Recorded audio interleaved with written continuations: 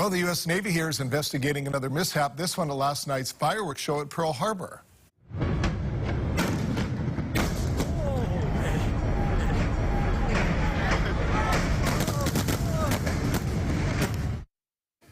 You can see too much activity down at ground level. They say that a mortar misfired, causing a blast near the base of the barge. No injuries or damage reported. The Navy says it is still waiting for the full report as to what went wrong and will send it over once they get that information.